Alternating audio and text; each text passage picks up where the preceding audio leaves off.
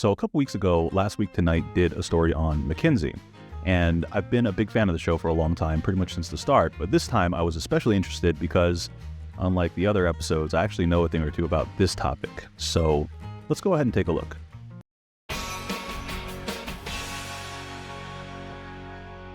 Our main story tonight concerns business. Specifically, we're going to talk about the businesses that make other businesses' business their business. Management consultants. There are three big firms, and tonight we're going to focus on the oldest and largest one, McKinsey and Company. All right, so a couple things here. While McKinsey, Bain, and BCG are arguably the three most prestigious consulting firms, they're by no means the biggest. But if we're going by revenue, for example, as of last year, Accenture was the largest, followed by Deloitte in terms of revenue, right? When we look at McKinsey, Bain, and BCG, they're down here with BCG at 11, McKinsey at 10.5, and Bain at 5.8. The other thing I wanted to mention was that McKinsey, Bain, and BCG have historically been referred to as the big three consulting firms.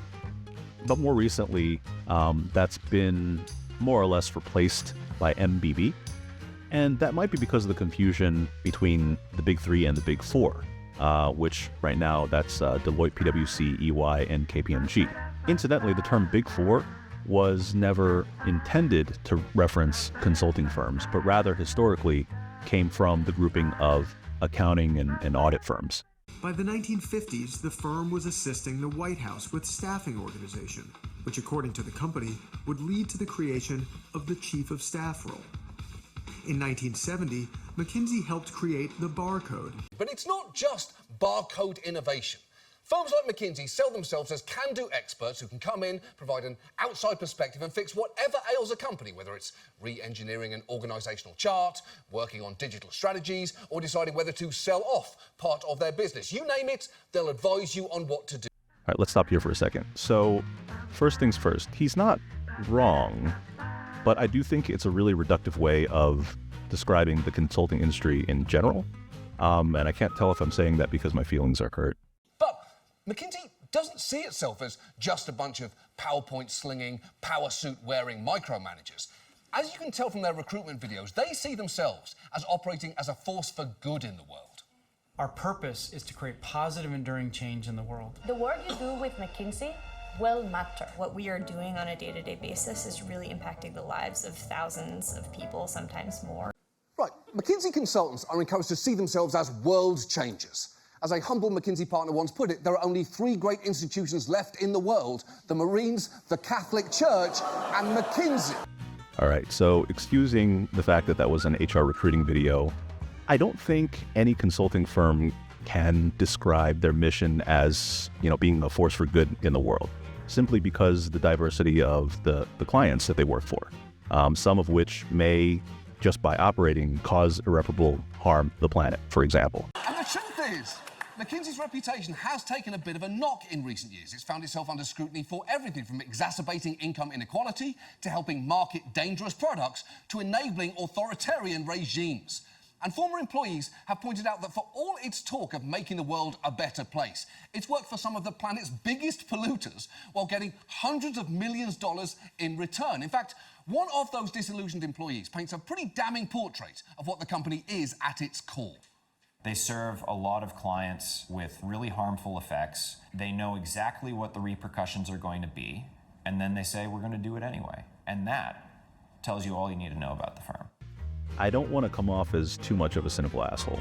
I mean, I am, but for the purposes of this video, I'd like to present reasonable sounding arguments to support my opinion. So what this person just described is the unfortunate reality of business, right? It's not specific to McKinsey. I think it's, again, a unpleasant reality of how businesses conduct themselves. What's legal and what's ethical are two things that aren't really correlated. So you have clients that operate in these industries, governed by bad policies that allow them to get away with things like polluting the environment and things like that. And just to be clear, I'm not defending McKinsey, and certainly not against the cases where the statement that this person made is true.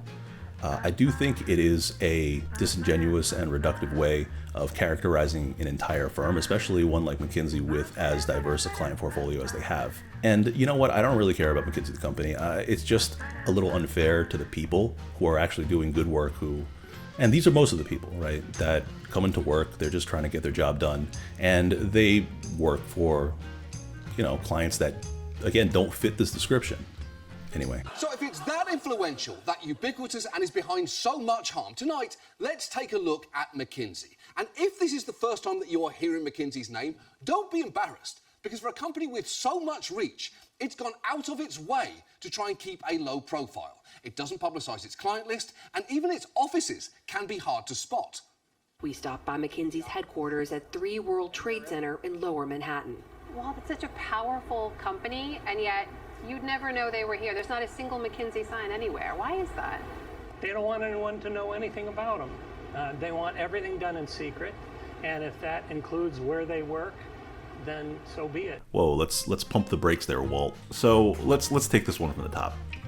So the lady asks why a company as powerful as McKinsey would not have any signage at their corporate office. So a couple of things there. Companies aren't obligated to, to fly their banners and brand everything that they do, including where they work. I'm sure there are McKinsey signs or, the logo somewhere in that building, maybe just not on the storefront like the Southwacker Deloitte building or whatever, right? Things like this kind of bother me and have started to bother me recently because this type of journalism, I don't know what to call it, right? But you'll see a lot of these folks talk about these things with a very clear lack of understanding of what the industry is, or, they're just being purposefully dense, like Walt here, okay? So the lady asks him why McKinsey doesn't, have signs outside of his building. And he goes on to say, oh, they don't want anybody to know anything about them. It's called discretion. I mean, obviously, right? And then he says, well, if that includes, where they work, so be it. Dude, it's not a secret where they work. Pull it up on Google, But, when I hear stuff like that, I can only assume that he's either being purposefully disingenuous or if he's just very stupid. So let's look at it this way. Imagine that you're a consulting firm and you are advising the public and private sector at the highest echelons. Discretion is going to be a part of your business model. It's going to be an intrinsic part of your business model where companies can rest assured that if they work with you versus, say, Big Four, that does like to be loud and proud about everything they do, just case in point. You'll see Deloitte, Accenture, KPMG, whoever ads for every other consulting firm in airports. You won't generally see a McKinsey ad. I haven't seen one yet, actually. But it kind of drives the point home. Discretion is a part of their business model, and it has to be. But that being said, that level of secrecy or discretion, whatever you want to call it, right, does shield things indiscriminately, right? So if there are people doing, shady things, obviously this fog of war is also going to conceal them. And maybe that's what he's talking about. But again, you have 99.9% of the business that's, they're just doing what they're supposed to be doing, not actively trying to do harm, even if they're working for clients that, like I said, just through their operational nature will cause harm. Discretion is only part of McKinsey's brand. They've also cultivated a reputation for hiring the best and brightest fresh out of elite colleges and MBA programs. And young, high-achieving types often use a stint at McKinsey as a springboard to bigger things. And McKinsey picks its consultants through a notoriously rigorous interview process, asking candidates challenging and slightly unconventional questions. One of the interview questions I was asked in my final rounds was how many pigs are in China, which sounds like a very silly question, but it's a really good question to test how you think, because it's not only, the answer doesn't matter, it's how, can you structure a problem? Can you take a very nebulous situation and put structure around it in a way that makes sense, and then logically deduce things in order to get to an answer that's meaningful? I mean, Sure, that is one way to describe it. Another way might be to say that they're just trying to see how good you are at bullshitting your way to a plausible sounding answer. Because if a business really needs to know how many pigs are in China, there are ways to find that out. Like call Chinese pork magnate Qin Ying Lin, or just Google how many pigs in China. Or if you're on your phone, just Google how Kenny Oigs in China, because that's still enough for it to go on. All right, let's stop here for a second. So obviously I'm not going to pick on the jokes too much, because I mean, this is obviously a show for entertainment, but I do want to clarify a couple things about this this segment. So the interview here, it's from 1999, right? So I'm not really qualified to say how McKinsey used to conduct their interviews, but there has been, you know, this I guess this kind of trope where the interview consists of asking you how many ping pong balls could you fit in a 747, right? And it is kind of silly, and they don't do this anymore. I can tell you that. But the philosophy behind their interviews still more or less is the same. So what does that mean? So to kind of put what she's saying in context for how the interview looks today, the interview at least among peer consulting firms is, you could call it rigorous, right? But I would call it more structured than rigorous, if that makes any sense. And I think that that's actually more important than an interview just being hard. I think that the idea behind candidate selection is that you want to be consistent with the types of candidates that you end up bringing in, which I think it does fairly well. But while I can't speak to what McKinsey might have done in 1999, I can clarify a little bit about what, I guess, the philosophy behind why they do things this way. So these days, McKinsey's US interview process generally consists of two main segments. One is the case interview, and one is what they call the PEI, or the personal experience interview. So one is designed to assess how you break down and communicate a problem, right? So this is kind of like what she was talking about there, where you need to show the interviewer that you know how to build a framework. And this isn't unique to McKinsey, by the way. Facebook, for example, does that as well. They give you a problem, and they need to understand what your problem-solving method looks like. And the way you really go about this is to create a structured framework, which is, well, I mean, I don't want to go too deep into it because it is kind of a rabbit hole. But basically, a framework is something that helps you take the components of a problem and basically, address them in a structured and communicable way, right? And that's really important. It's not enough that you can solve a problem. You need to be able to communicate this solution in a structured way to anybody. And that's a part of what the case interview does. So the case interview is generally broken down into three parts. So the first part is kind of putting your initial framework down, getting all the components together, and showing the interviewer that you have the ability to dissect a problem and basically split it out into its individual components with reason. Why are you doing this, right? And then the second part is quantitative. And if you do the first part right, generally the quantitative section, which will consist of either reading graphs or calculating some kind of answer. If you were spot on the framework part, then when they ask you the quant part, usually the quant part will draw on one of the things that you had mentioned in your framework part. And then the last part is creating a conclusion, right? So tying it all together, listening to everything that the interview had told you about the case, and coming up with a conclusion. Now, samples of these cases can be found on McKinsey's website, so I don't want to belabor the point too much. But all that to say that the case interview is designed as a problem-solving assessment, right? How do you approach a problem? Can you make a framework? Can you create a framework around the problem? And can you communicate the solution and the details of this this case to the interviewer? This is the current incarnation of that. Now, I don't know what year McKinsey introduced the PEI, the personal experience interview, but that basically deals with how deeply can you go into a personal experience. And I believe there's a specific number, there's like 5 or something like that, of different types of questions that they can ask you. And generally they'll tell you which one that they're going to ask you ahead of time. And basically, you have to give something out of a personal experience, a personal example from your professional or personal life. It doesn't really matter. The PEI is designed to hone in on one specific type of experience and really delve deep into the complexities of how you interacted with people, how you reacted to the situation, and so on and so forth. And the interviewer will have a scorecard to kind of mark off individual elements. But that's really designed to hopefully select for candidates that not only are good problem solvers, but are, decently well-adjusted people. But anyway, that's basically how the interviews are now.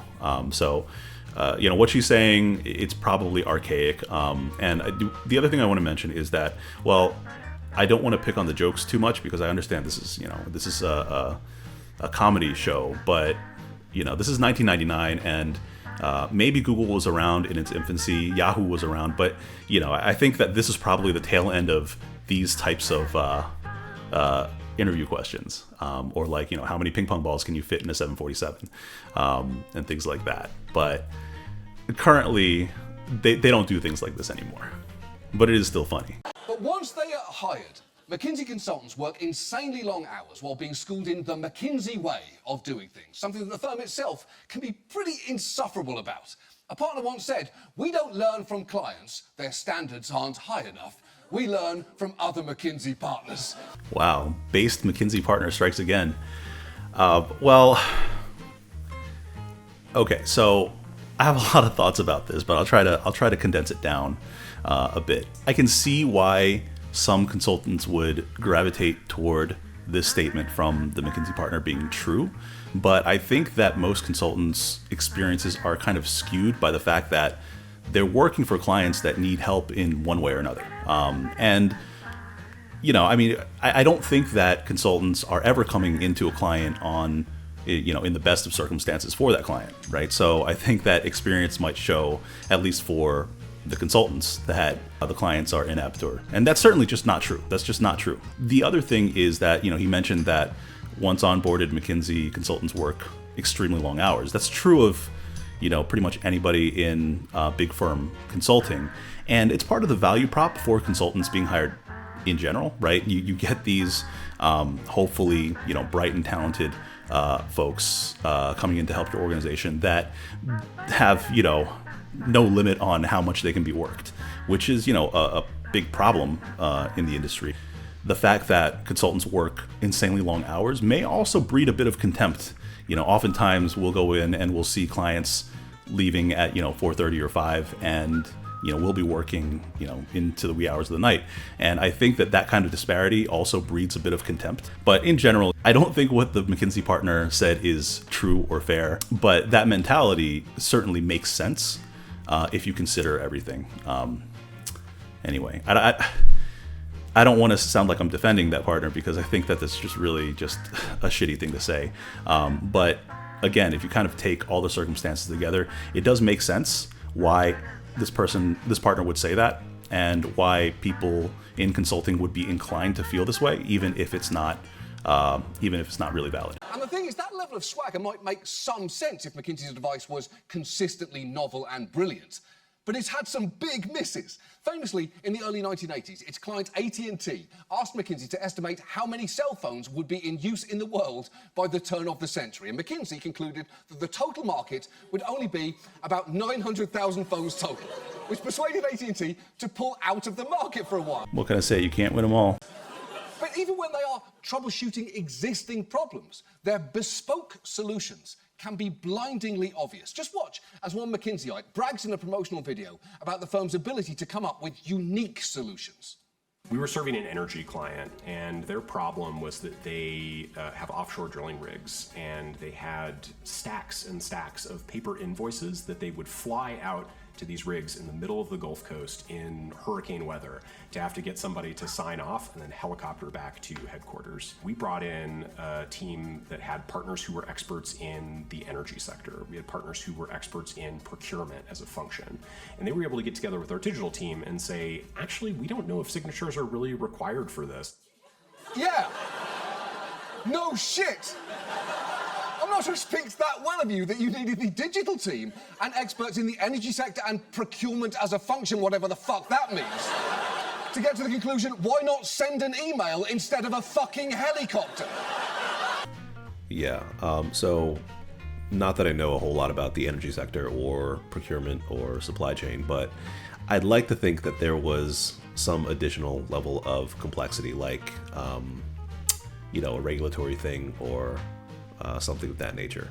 But, I don't know that this AP did the best job of explaining or setting up that, that situation. But hopefully there was some other, something else that was standing in the way of that. And that's not a one-off. Over the years, there have repeatedly been grumbles that McKinsey oversells its brilliance. In the words of one Fortune story, while some of its work can be highly sophisticated, much of the time the firm merely reorganises sales forces or designs by-the-numbers downsizing to reduce overhead. And those are just obvious first-thought ideas. Let's talk for a minute about downsizing, because there is a long history of companies bringing in consulting firms like McKinsey and very soon after, aggressively cutting costs. This gets dressed up with fancy terms like finding efficiencies and organisational streamlining, but what that often amounts to is mass layoffs. And look, layoffs are sometimes necessary, but they're always painful, and much more painful than some mid-20s Ivy Leaguer who fancies himself a business genius might realise.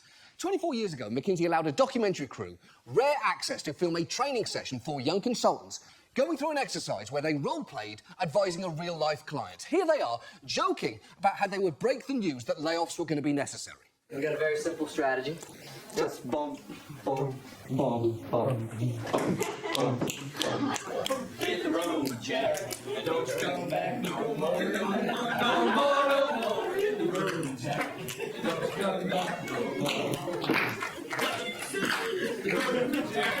That's not our communication strategy. Well, I'll tell you one thing. I definitely need to get my hands on that 1999 documentary. But that is emblematic of a major role that consultants like McKinsey play, essentially allowing executives to say, I know job cuts are bad news, but it's what McKinsey told us to do. As one book on the company put it, they are without question the go-to consultants for managers seeking justification for savage cost-cutting, as well as a convenient scapegoat on whom to blame it. Yeah, so this is definitely one of the reasons why clients will sometimes hire consulting firms. But I think where they say that McKinsey is the go-to firm for doing these kind of things is probably not true, especially if they're just talking about downsizing or a reduction in force or something like that. Because just from a cost perspective, McKinsey would not be the right firm to enlist in that. Hire Deloitte for organizational transformation or something. But and what I mean is that if, in general, and this is a general statement, if McKinsey is recommending a downsizing or reduction in force or something like that, it's usually to support some other kind of strategy. For example, pre-mergers and acquisitions type thing, where a lot of times they will thin out the administrative staff to make the company look more lean and desirable for acquisition. It happens a lot when private equity is trying to offload one of their investments.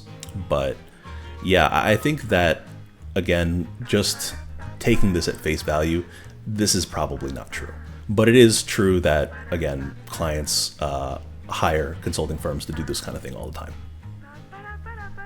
The firm also began counselling the tobacco industry in 1956, well after we knew smoking caused cancer. You might be thinking, well, come on, John, it was the 50s. Lots of people were okay with smoking back then. But you should know McKinsey only stopped working with tobacco companies in 2021, which is, and this is true, too late. McKinsey's also worked with Purdue Pharma. They actually made nearly $84 million in fees from Purdue for advice on how to, quote, turbocharge sales of OxyContin. In fact, listen to the AG of Massachusetts explain just how intimately McKinsey was involved in Purdue's sales process. McKinsey consultants actually went with Purdue sales reps to doctors' offices here in Massachusetts to critique them on how effective they were at selling OxyContin. It's true. They did ride-alongs.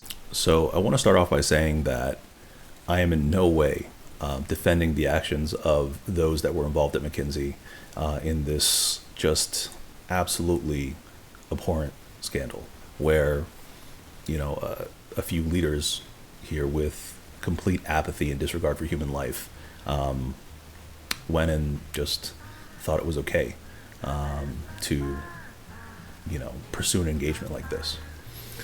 That being said, I don't know if it was just for a punchline, but ride-alongs, okay, so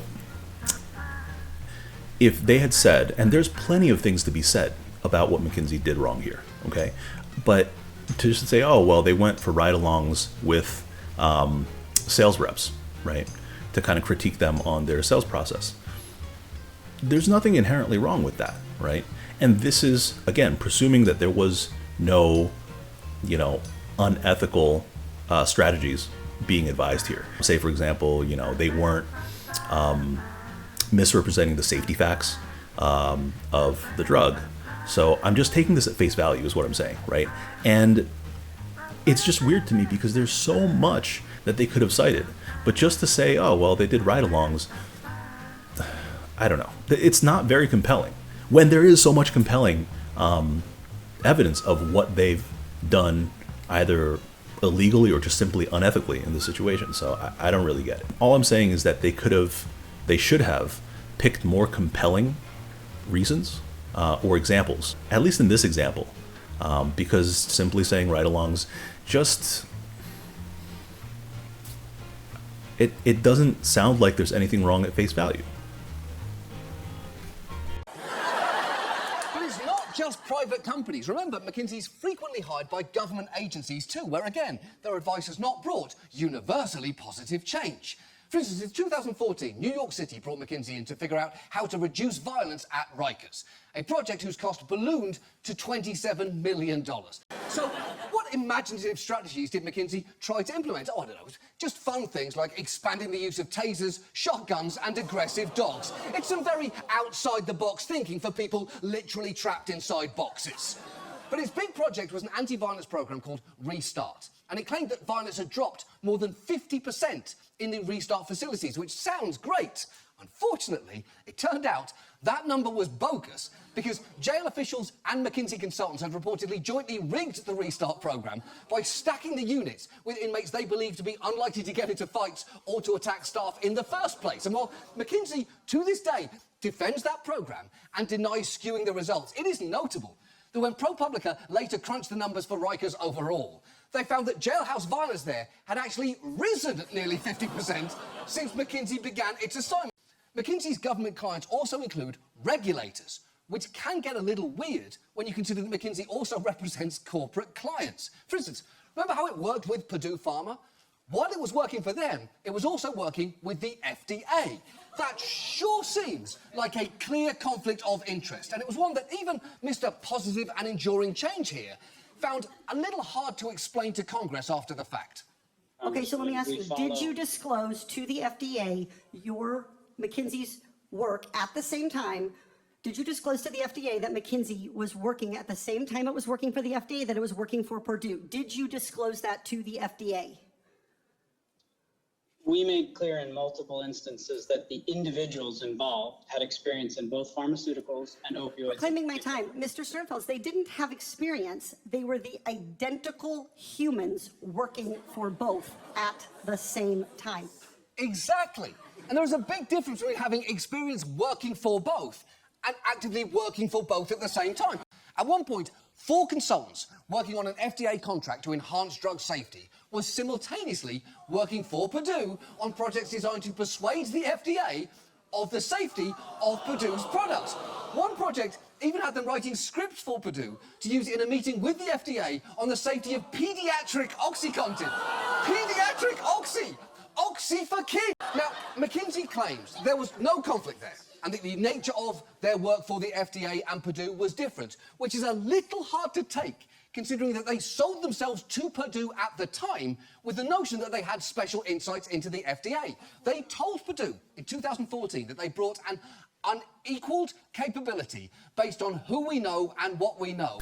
Right. So on the one hand, McKinsey, to this day, will not admit any wrongdoing in the situation. It claims that everything that it did was lawful. But on the other hand, they also settled for hundreds of millions of dollars, I think $600 million, across at least 49 different states for their part in the opioid crisis. So take that as you will. But here's the thing. All the examples so far are just from the US. Remember, McKinsey now has offices all over the world. And from them, they have cozied up to some truly terrible clients. The work that we do, and we think very hard about the work that we do, needs to be work that does make a positive difference. Sure. And that's what I'm focused on. Doing business with a murderer is okay by you? No, it's absolutely not. Okay, and when you find out that your client is a murderer, you do what? You walk. You walk. Oh, you walk, do you? That sounds good, except here's the thing, they didn't walk. Their client killed and dismembered a journalist, and McKinsey responded by participating in a major Saudi investment conference that same month, even as other companies pulled out. I'm actually surprised they didn't mention the one where McKinsey held a company retreat like just a few miles away from a Chinese concentration camp. But yeah, that's what'll happen when you work with countries with questionable views on human rights. And look, McKinsey will claim that all the examples I've given you tonight are just isolated cases, not representative of their work overall. What's more, they'll say that they've revamped their policies on client selection and that if a client or proposed project falls short of our standards, we will not do the work. Although they are still working in Saudi Arabia, so their standards seem at best fucking flexible. They also want me to tell you that they do a lot of projects like helping clients deploy vaccines or supporting refugees and rebuilding it in Ukraine, which is very nice. But if their work, as they claim, really does impact the lives of millions of people, they shouldn't get to be invisible, and they should expect much more accountability for their mistakes. All right, so final thoughts to wrap up. So I don't think the examples here are representative of McKinsey's greater body of work, or more importantly, its people. But I also don't think that these are isolated incidents. My personal thought on the matter is that McKinsey just simply did not or does not have the appropriate amount of controls and checks and balances to spot something like this coming. At the end of the day, there's still people hunting down these engagements. There's still people building these relationships, right? And if there's no system of checks and balances, I mean, that would just invite opportunities for corruption. After all, they're working at, again, the highest levels of the private and public sectors, right? And we're just talking about people, right? And people are swayed. And some people are, again, apathetic or soulless or just simply don't care about other people or really anything else except for, nailing this engagement or this study. But that's where I think that McKinsey could stand to improve a bit, set up some kind of check and balance system where, if something like Purdue Pharmaceuticals were to reemerge, right, that there would be enough eyes on it to say, hey, like, red flags, we need to assess what we're doing, whether we want to take this client on or not, and whether, we are potentially opening ourselves up to exposure. But, other than all that, maybe just think about doing the right thing, right? But again, I don't think that the incidents themselves represent the majority of the people, the vast majority of the people at McKinsey or their work. But again, I don't think, unless something is done about them, I don't think they were necessarily isolated incidents. And without any sort of remedial action, they're just going to keep happening. So, I agree with John Oliver, like, companies do need to be held accountable for the things that they do, but I also do understand the need for discretion in a business like consulting, right? The fact that we don't publish client lists or things like that, that's not really irregular. I've worked with publicly traded clients before where, the first thing they'll have me do is sign an NDA, and that's completely understandable. But when things do go wrong, of course, I think that companies should be held accountable. And while I don't want to necessarily go down this rabbit hole right now, I think it deserves its own video. But in terms of companies working for, say, in the energy sector, oil and gas, tobacco, and things like that, right? Some things are cut and dry, and I think other things are more like, where do you draw the line of accountability? Like, am I a bad person because I drive a gasoline car? Am I a bad person if I don't buy pasture-raised eggs or something like that? Like, where's the chain of accountability? Am I responsible for climate change if I eat meat a few times a week, right? Where does the accountability really end there? And I think that's again a question for another video. But I wanted to close off this video on a bit of a lighter note. At the end of this segment, they do a little skit for a recruiting video, and if you guys haven't seen this episode in its entirety, please go check it out. But I did clip Ronnie Cheng's portion, which I thought was really, really funny. Here, take a look. One of the interview questions I was asked in my final round was, how much wood would a woodchuck chuck if a woodchuck could chuck wood? Sounds like a silly question, but it's actually a smart way to test your approach to problems and how many billable hours you can talk for. Because at the end of the day, we're McKinsey. We're McKinsey. We're McKinsey. We're McKinsey. And we're capable of anything. And culpable for nothing. I love that line. I mean, it's true. We can't, can't touch us.